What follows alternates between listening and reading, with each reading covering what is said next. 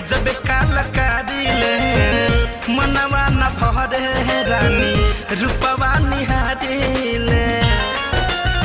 हे करे जा राम जी बनवले बारे अजब कलाकारी ले मनवा न भरे रानी रूपवा निहारी ले उहु गले जोड़िया के तू चान लागलू उहु गले जोड़िया के तू चान लागलू आसमान के परी हमर जान लागलू आसमान के परी हमर जान लागलू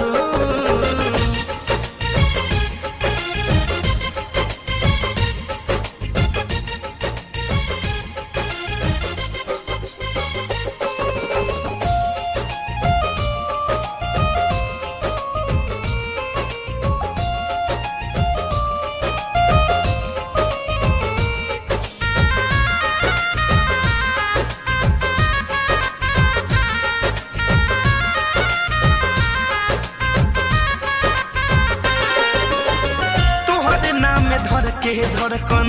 देखिल करी बसे तोहरा के पवले बहनी बहुते नसीब से हो तोहरे नाम धर के धड़कन देखिल करी बसे तोहरा के पवले बहनी बहुते नसीब से नहता में दिल के मेहमान लागलू नहता में दिल के मेहमान लागलू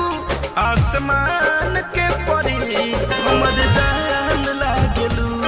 आसमान के परी हमर जान लागलू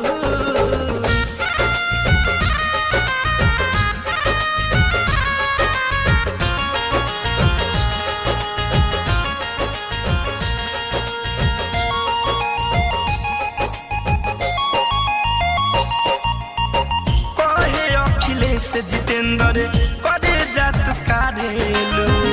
बतिया करे में मुस्की जब जब मारेलू हो धर कौन धनंजय कहे